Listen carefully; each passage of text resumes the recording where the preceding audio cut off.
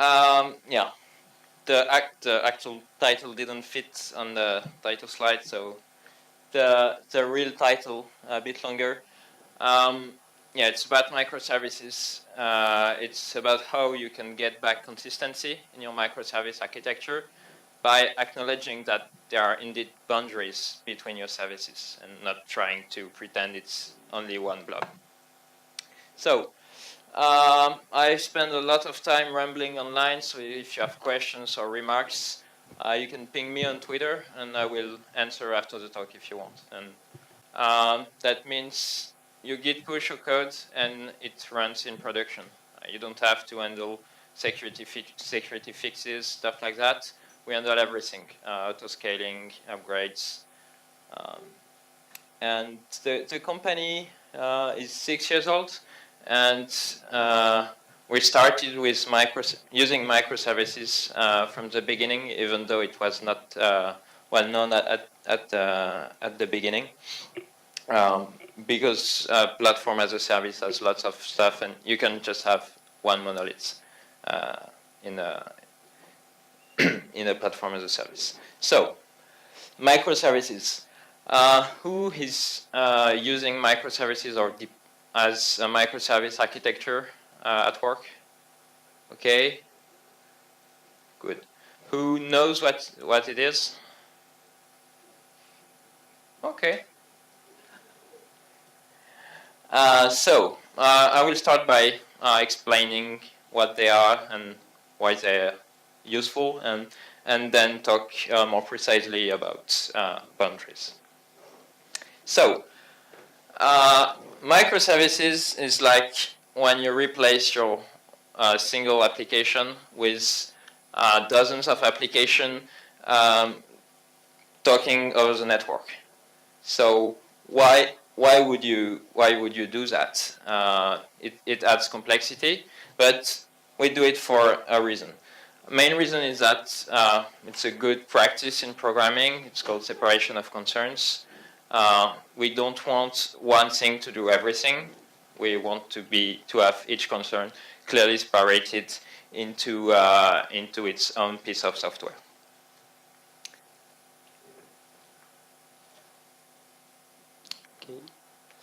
Another goodie provided by microservices is that it gives you smaller code bases. It gives you a code base that you can actually completely understand. Whereas if all your company's product is inside only one code base, you can't understand it. You can't put all this code base in your head and have a clear vision of what's happening. With microservices, you have small code bases, so you need less work to understand how they work. And another very interesting thing, especially when your company is growing, is that microservices enable you to have smaller teams.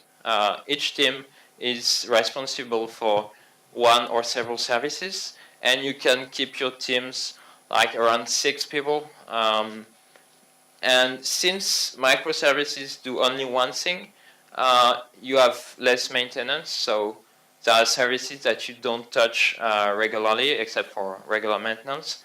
So you are able to have teams that gather for one microservices and that can work with other things. So you can build ad hoc teams, cross-functional teams of around 6 people, which is a good size to work on your product.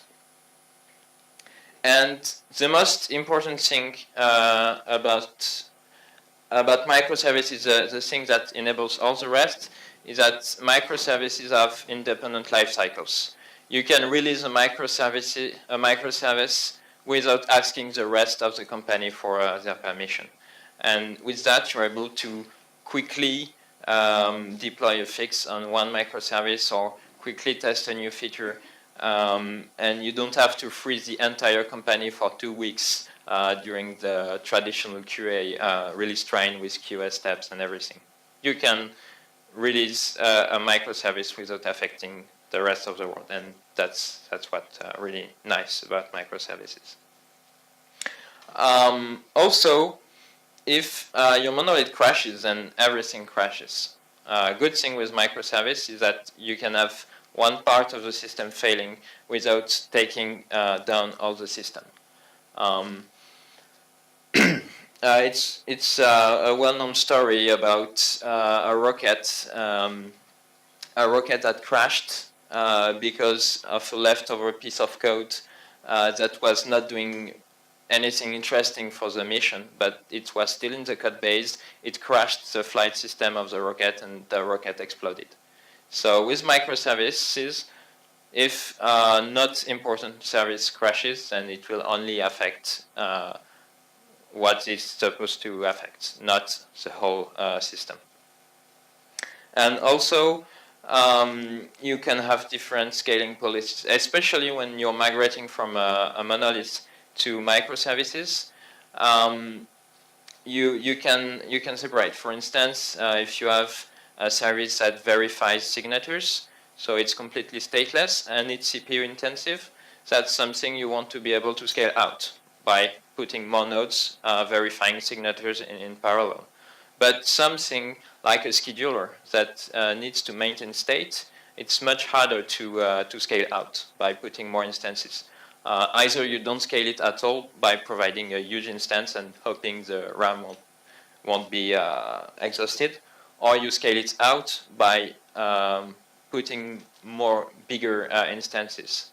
But you can't scale a really stateful part the same way you scale a stateless part. And stateless parts are really easy to scale. You just add more nodes, and that's done.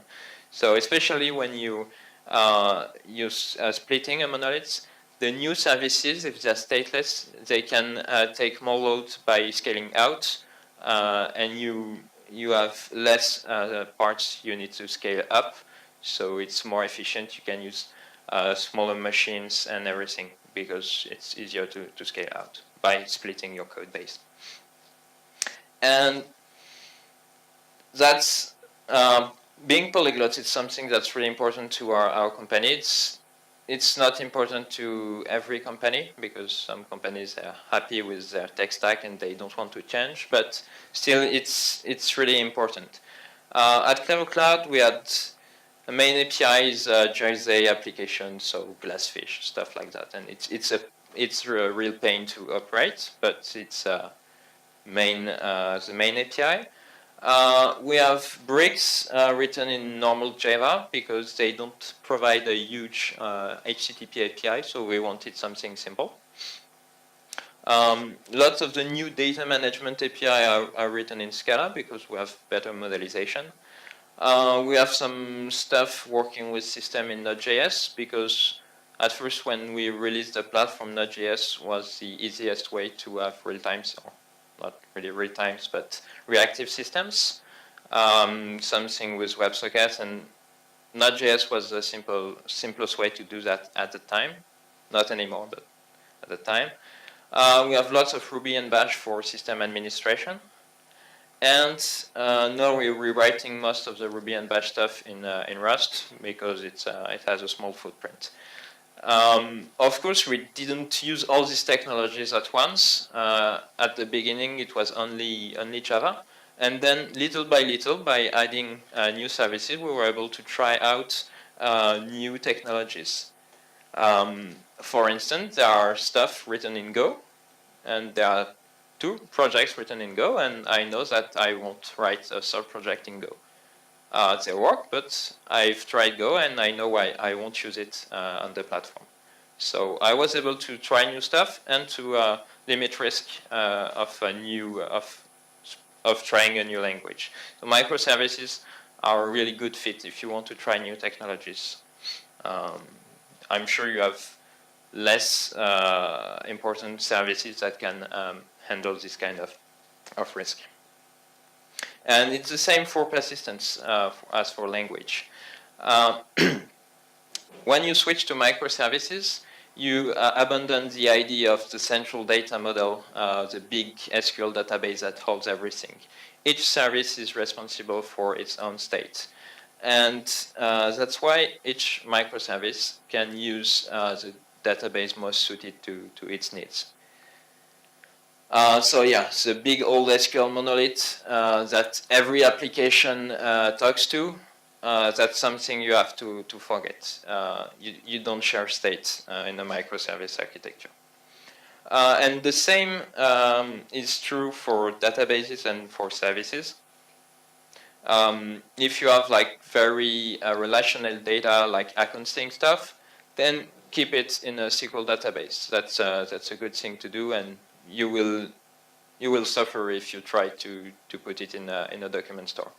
But for things like sessions or files or anything, then you can move to less structured databases and use Redis or React or what you want, and you will be able to make this part scale easily.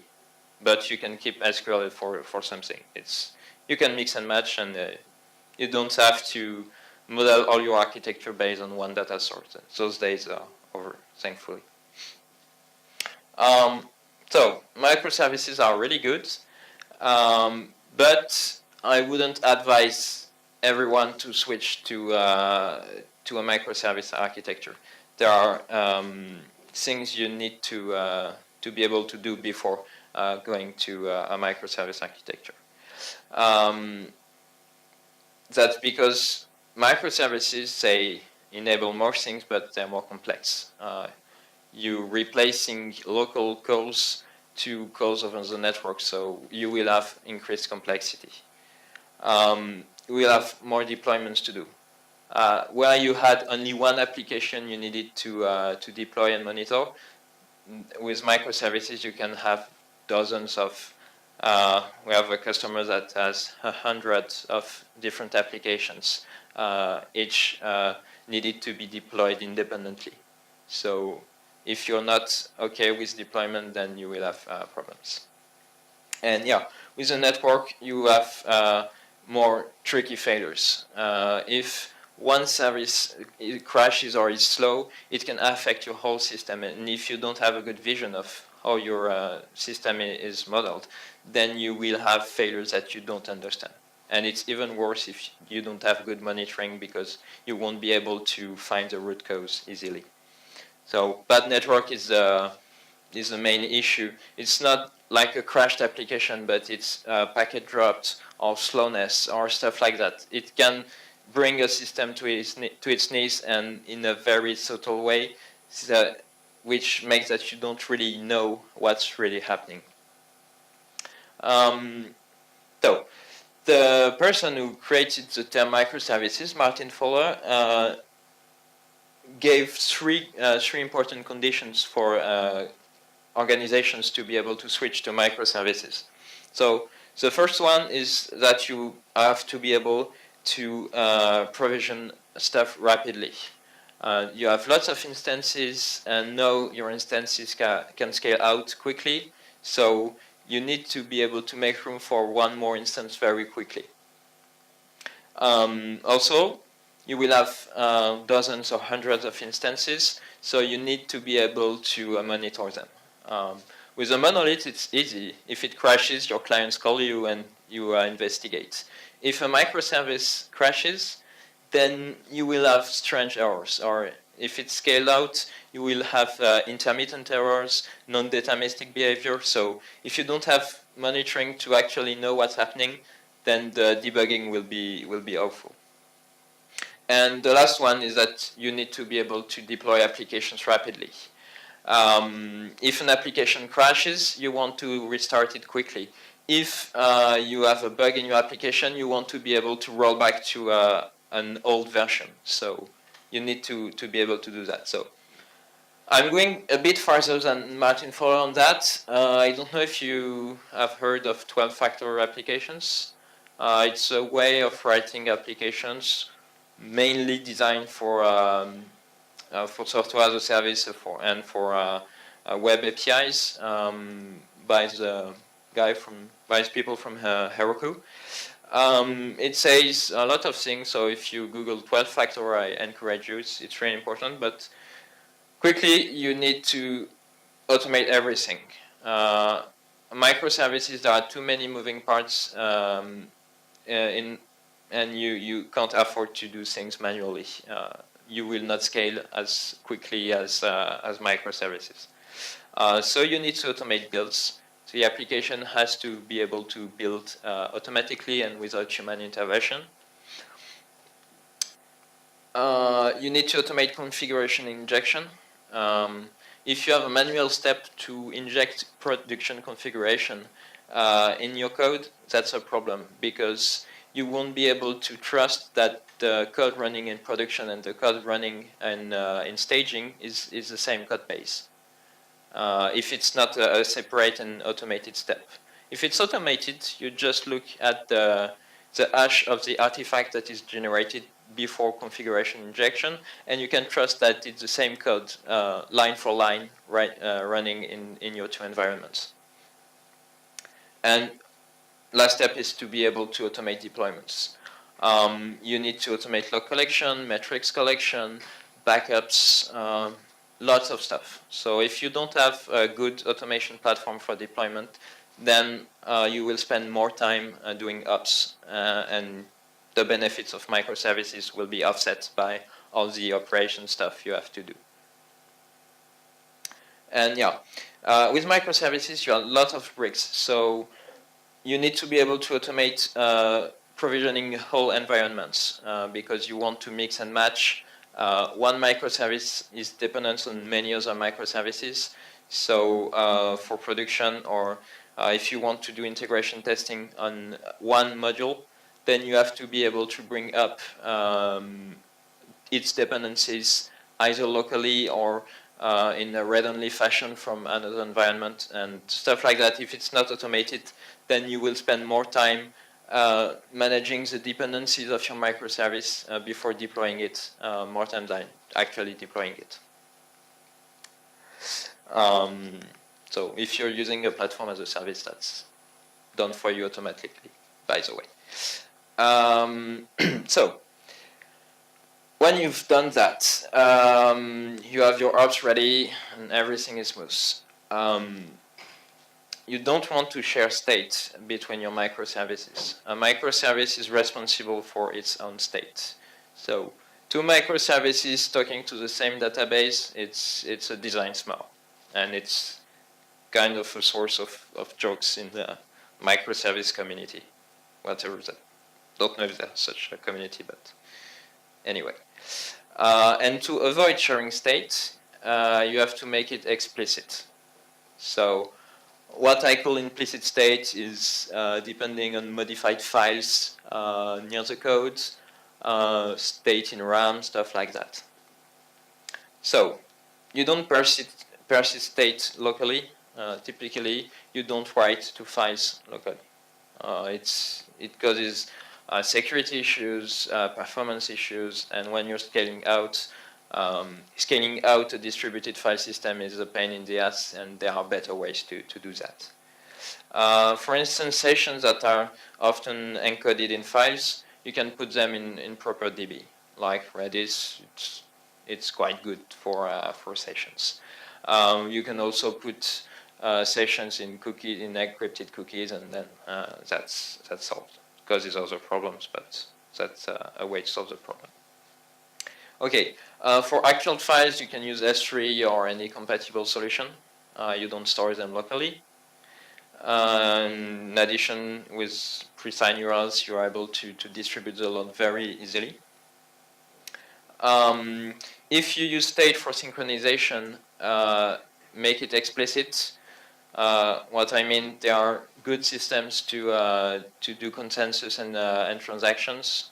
Zookeeper, it's a bit big to install, but if you can afford it, it's a very good solution. Or etcd and console are trendy solutions right now if you want to do consensus and transactions to synchronize your microservices.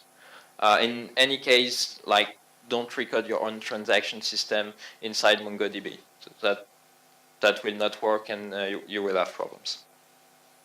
Okay, so that was the easy part. Switch to a good platform and make state explicit. Even if you don't use microservices, it's a good practice anyway. The hard part is that okay, you have small code bases, and independently you understand each code base, but complexity has not magically disappeared. No, complexity is outside the code, and this is actually the title of a keynote given at CodeMesh by Dan North and Jessica Kerr. If you want to Google it, it's a very interesting keynote. So now the issue is that the complexity, you have removed some complexity by switching to smaller code bases, but now the complexity lies in the interaction of between your services. So the first thing you need to be able to do is that you need to know your failure modes. How will your system break? If one service breaks, what will it bring down with it, and everything. That's the most important thing. And it's way harder to know your failure modes in a microservice architecture than in a monolithic application, because you have network, it's non-deterministic, it's unreliable, so things can crash in many new, interesting, and surprising ways. To mitigate this complexity, you have to know if when you make a call it's local or if it's calling another microservice. And if in your microservice architecture you're spending your time doing RPC calls everywhere in your program, that's a design smell, so you didn't have a good separation between your microservices, so you need to think it again. And you can't know your failure modes correctly because you have too much complexity. And the cost factor of having a distant call, it's really hard to know. So to understand performance issues in your application, it will be really hard. And back to my talk title, for that you have to make boundaries explicit. The speaker before me said that we should all use ORMs. I respectfully disagree. I respect the opinion. I don't respect ORMs. I really hate ORMs, to be completely honest. It has been called the Vietnam of computer science, and I tend to agree. ORMs happened because people wanted to use relational databases and never pretend that they were about relational data, but they were about storing objects. So the well-known impedance mismatch. And yeah, relational databases are for storing relational data. If you want to act like it's a local object storage, then you will have issues. And most of the issues of ORMs are because there is a network or an n-type communication between your code and your database. And if you try to pretend that doesn't exist, then you will have problems. Also, has anybody used the remote method invocation in Java with the code that generates codes to have stub object to pretend that you're calling methods of an object, but instead you're calling, you're doing RPC? Yeah, sorry. Yeah, it's always the same thing. You pretend that the network isn't there, and you don't have proper tools to handle the network issues which will happen. If you're doing a local distant call, like if it's local, then you will hang the thread.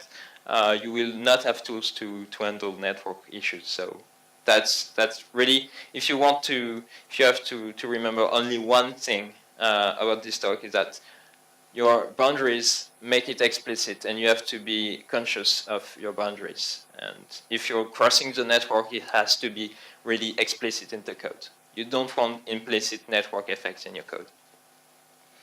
And all that, if you hide complexity, so there is something called essential complexity, which is the complexity of your problem, and something called accidental complexity, and the actual complexity is the sum of two. So you want to have the actual complexity. You can't have something less complex than the problem it solves. And if something seems less complex than the problem, it means that it's actually more complex, but it's hidden. and it means that you're creating tech devs, exactly with like RPC and RMs. It seems simpler at short term, but at long term, you're creating tech devs. Okay. To handle this, there is something called hexagonal architecture. I don't have time to go in detail, but I encourage you to Google it and look at it. Hexagonal architecture is about modeling your applications with a core that is completely local to the application, and to provide adapters and ports to talk to the rest of the system. So it's a really good fit with microservices, because your ports are the other or what you connect as the other microservices or databases. And the plugging is done by your deployment system. When you deploy an application, you say, I want this database, I want to talk to this microservice and this microservice in this environment. And it's done automatically for you. So hexagonal architecture is a good way to be able to know where the boundaries are and to avoid slipping network effects inside your code. Yeah, it's about, like, when something goes from the outside, it goes through parsing, it goes through validation, and then your core business code, it only works with validated and local data. All the rest, it's the parsing and validation is done at the boundaries. So in your code, it's simple, and it only deals with business logic. And with that in mind, you're able to know the topology of your architecture. You know this module, it talks to this module and this module, and if this module crashes, then it will affect this part of the system, because you were explicit about boundaries. If you're calling another microservice and it's not visible in the code, then you will miss connections between your microservices. So making topology explicit is the most important thing to do in your microservice architecture. That's not to say that microservices have to know the whole topology. The topology, you have to know it, but the microservices themselves, they should not know the whole topology, because you want to be able to make your topology evolve without redeploying all your microservices, which is the main interest in microservices, is that you can evolve parts of the system independently.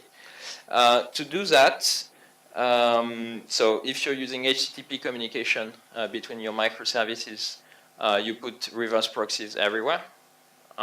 That's the easiest way to have a flexible topology.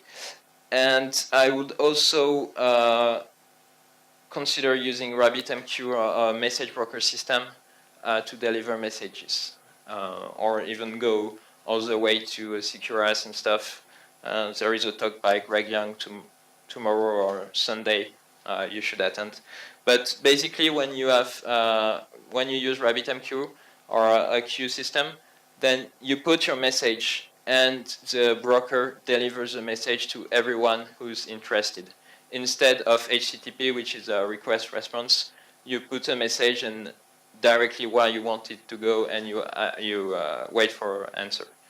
With RabbitMQ, if you want to duplicate a stream of messages to log or to do anything else, you can do that, and it's completely transparent from the microservices architecture. So it's a bit more complicated than just having HTTP calls, but it's definitely worth it when you want to make your architecture evolve easily. Okay, so going back to the boundaries, you know them, it's good, but if this knowledge is only in your head, then it's not really useful. So you have to be able to document interactions. You don't have to do a formal specification of interactions, but you have to write down stuff and to be able to share this knowledge. And for that, you have to know the protocols you're using. And HTTP plus JSON is not a protocol. Or it's like, oh yeah, I know how my application behaves. It's over TCP, and it's not precise enough. And the first thing to choose, that's the bare minimum you should be paying attention to, is how you serialize data.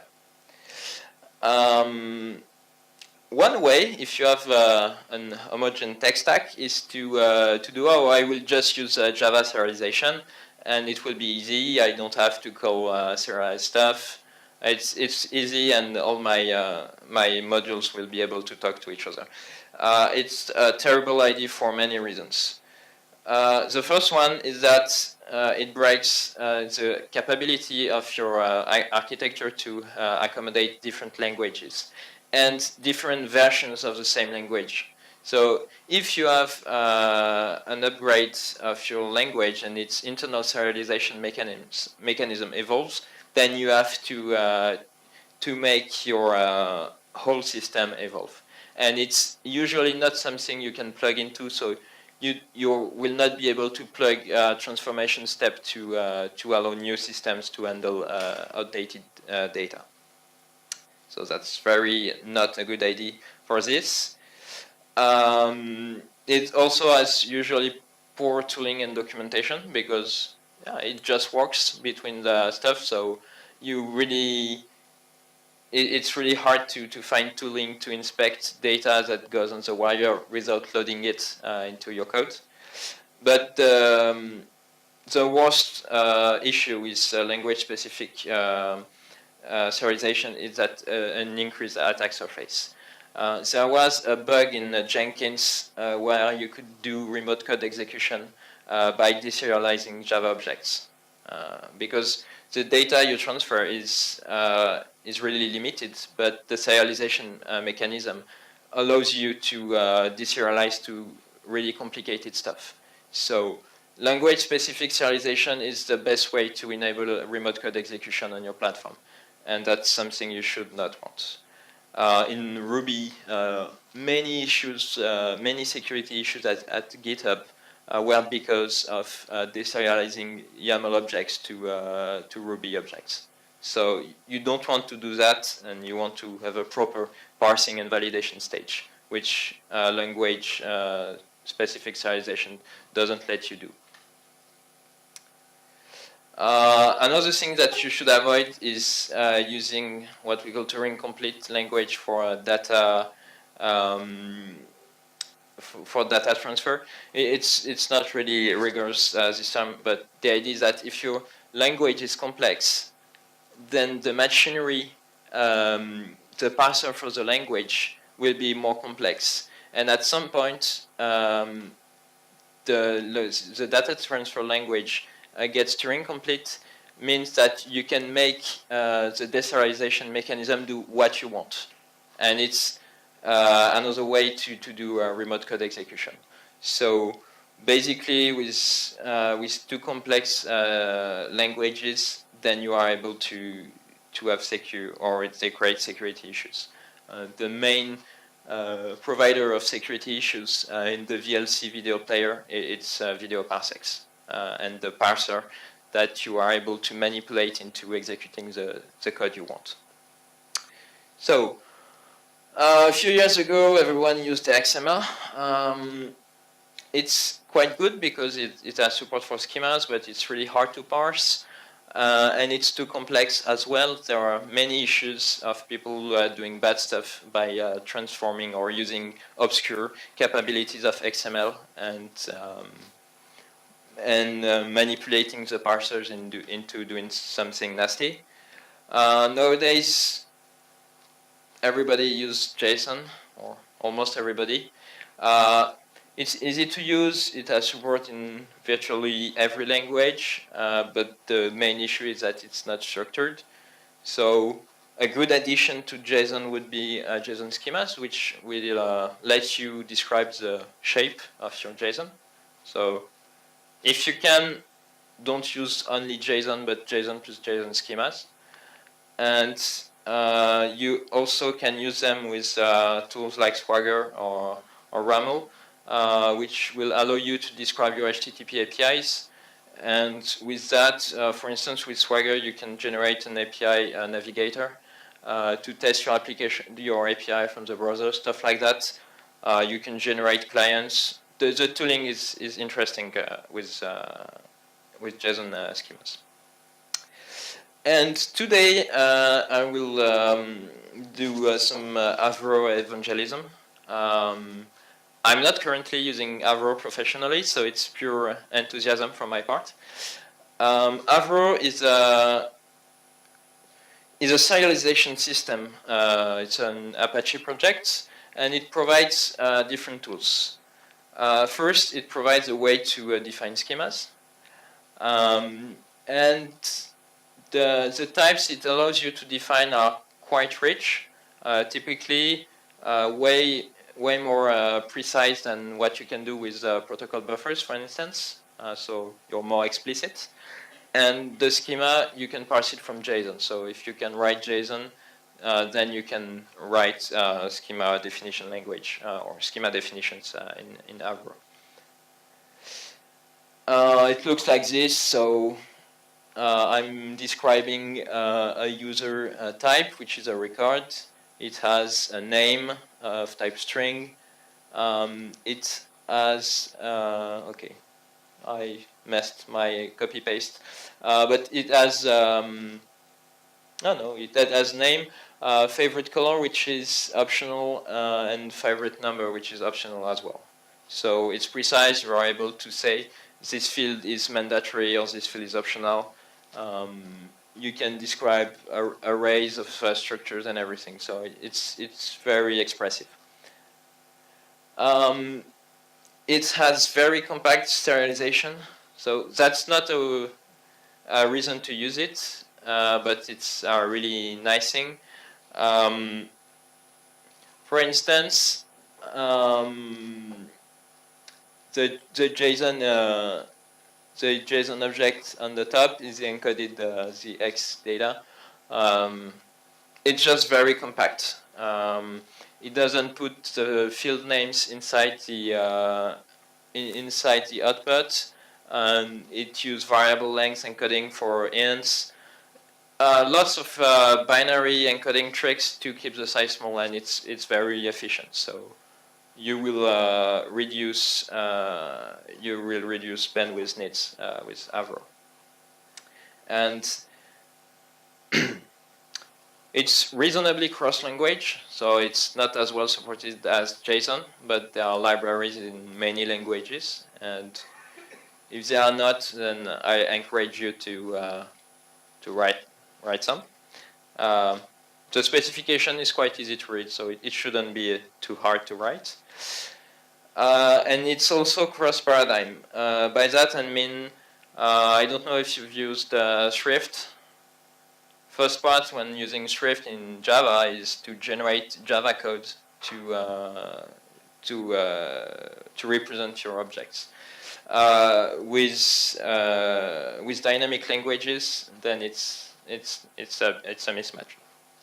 With Avro, you can either get your parsed objects as JSON, or you can do code generation. Or with more recent languages like Scala or F#, you can imagine having type providers with macros doing that to avoid going through code generation.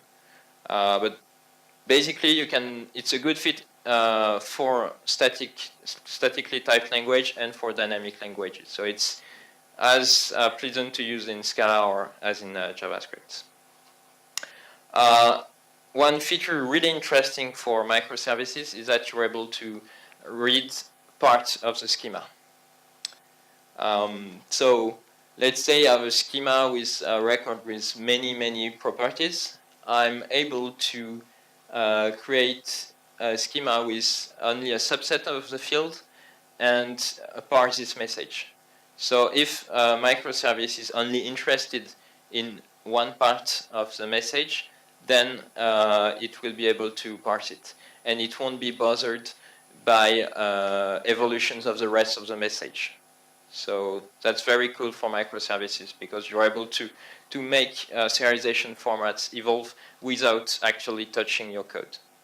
And you can do that in JSON with no schema, but it's risky. With Avro, it's more principled. And basically, you are able to evolve your schemas partially. So it's really interesting when doing protocol evolutions. In addition to types, it also provides a way to define protocols. So like RPC messages with RPC calls, with arguments and results. Basically, you define your types and then you define the messages. So I can define a message saying hello, and I can define the whole interaction, not just types, but actual types and types of commands directly in Avro. And there are tools to automate creating a server for that, but not forced to use them, of course.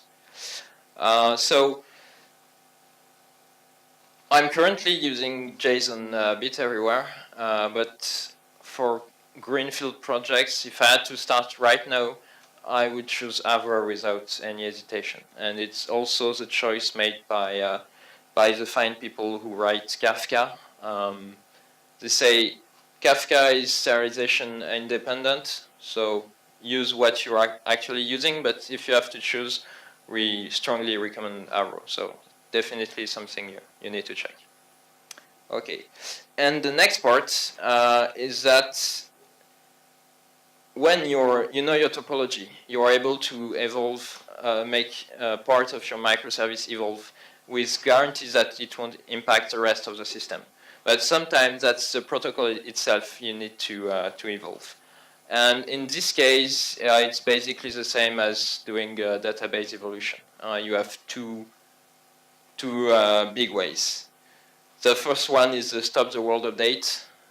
You stop the application or stop everything that depends on your microservice, upgrade your microservice, and then deploy an updated version. So if it's a small service that nobody uses or that it's not critical, that can be a solution. Like you can solve the issue in 5 minutes instead of solving it in half an hour. So you can use it, but don't use it at scale because it will create problems. The other big way to do that is to do it in 2 steps. First, you deploy a forward-compatible evolution, and you make sure that everybody has it. And then when everybody has it and there are no leftover messages with the old format, then you are able to deploy a version that removes support for the ancient version. You can either do that or you can keep the code. And for instance, if it's a format that is persisted somewhere, then you can do transparent evolution and modify when you use the actual messages. It prevents you from updating your whole database in one go. You update your database as when you use the data, then you update it before persisting it back. That's a good system if you have big databases and you can't afford to upgrade everything in one go. And for that, hexagonal architectures really help because you have your parsing step, and then you can add evolution steps to transform your old message in an internal object that has the new format. So it's really easy to handle schema evolutions when you have a proper parsing stage and validation stage before using your objects. And basically, that's also something you do when you're using document stores. You should add a parsing and validation stage right after getting data from the database. So that's a common pattern that you should use every time you have something that can evolve. Okay, so to wrap up, automate. If you don't automate, you can't use microservices. It will be too costly in an ops fashion. Don't share state, because if you share state, then you have hidden interactions between your services. And the most important, don't ignore boundaries. when you're talking over the network, it's an untype, unreliable, slow communication. So you have to take it into account when writing the code. Try Clever Cloud. It makes everything easy, of course. And I think it's time for questions.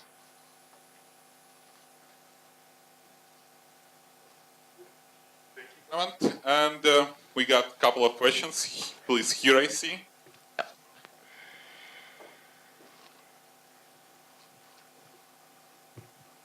Hi, my name is Tobias. My question is, what's your approach on how to define the boundaries, whether they're functional or technical? Right? How do you approach designing or shaping the microservices? It starts by looking at functional differences, and the technical boundaries will arise from the functional boundaries. Because if there is no functional boundary, introducing a technical boundary will make the problem more complex than it actually is. So you try to avoid that. Sometimes you have to do it, but it's really rare. So you start by looking at your different things you do, and you try to notice patterns and try to notice responsibilities, separated responsibilities. I don't have any step-by-step methods, but it's design. There is always a part of experience and intuition when doing that. Any more here?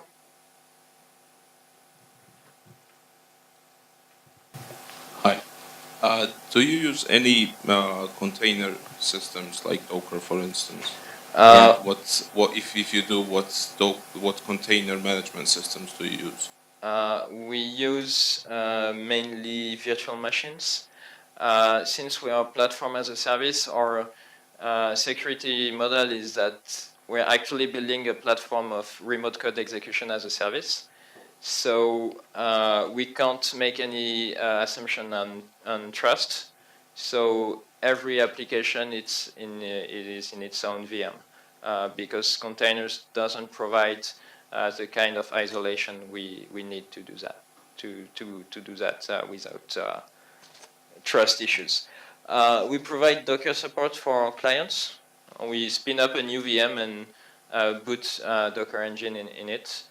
And for external stuff, we've used Docker with CoreOS and Rocket as well.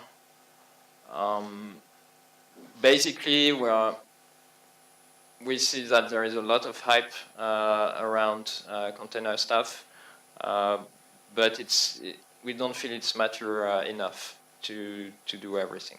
And the main issue with containers is that nobody is trying to actually tackle the stateful containers.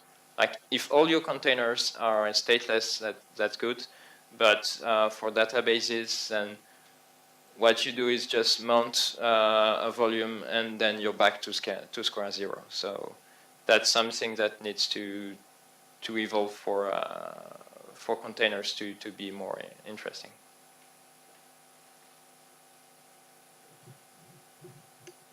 Do you have some common components across all microservices? For example, logging, because one team wrote some code in Java, some team on Ruby, and for example, when we need to debug something that happened between these components, it will be cool that we have one logging system.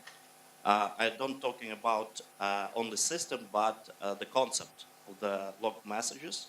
And did you manage this? And did you have some common practice inside your teams, across all teams? For example, inside about logging or some different other concepts? For logging, what we do is follows the 12-factor approach of considering logging as streams. So we log everything to std out, and then when it's locally, then the developer sees the log. When it's deployed, it's injected in our log system. So there is an Elasticsearch Kibana and Logstash platform. Plus, we distribute it over RabbitMQ for to have real-time log access in via WebSockets. So the logs, it's typically a very small part of the applications because we just have to log to std out. I mean, not about the system where you store your log, but when you develop, one team develop on Ruby and they use one library for logging and another team use, for example, logback or log4j. And did you support one log messages format? No, the format, we try to keep it consistent. How you do this? Basically, our approach is that when we're using a platform, we use the idiomatic logging library. So we try to not modify anything. And after it's a way to choose the log level, to the way we write the message, and it's a mix of written and unwritten rules. That's something that we could improve. We didn't have any problem with the way we do logs right now, but there is room for improvement. Any more questions? Please don't be shy and raise your hand. One more. May I switch back to the first question about the boundaries? Yeah. You might be familiar with the bounded context term from the DDD world. I know the word, but I don't have the precise definition in head though. My head though. So basically, that you don't have any definite rules of how to split up services, right? Okay. So where is it wrong to have a huge service like with too much complexity inside? And the other question would be, do you actually really ever make synchronous calls between services, or is the connection between them based on events and messages only? Do you ever have an interaction between services? We mostly use events. There are sometimes we still have synchronous in terms of interaction. I don't mean synchronous in terms of actual implementation, because all the platform we use do this kind of thing asynchronously. But in the interaction, yeah, we have some synchronous calls. Everything, there are a few things that can be modeled as request response. And we still have some synchronous stuff.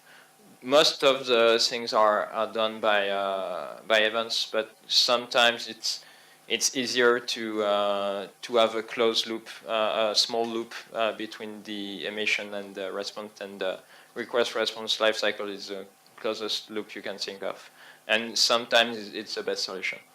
So you don't face the same problem with the shared state, like. In the end, if they communicate between each other, it's like sharing state. Yeah, it's for very short-lived stuff. So it's actually sharing state, but it's really short-lived stuff. So it's okay to have local state for really short-lived. The problem is not sharing states; is not realizing your sharing states. Sometimes you share state, and if you can prove that it's okay and it's not long-lived state and it's only run read and you want it updated back or stuff like that, then it's kind of okay. Thank you. Thanks. And one last question. Okay, it seems no questions, but Clement is with us, so if you got any questions, just come to him and ask any questions. And we got the coffee break, and see you in a half of the hour. I also have lots of stickers. It's very important. I have lots of stickers, so if you want some, I want one. come to me. There is one with Gandalf. Oh, yeah. Cool stickers on the table. Thanks. Thank you.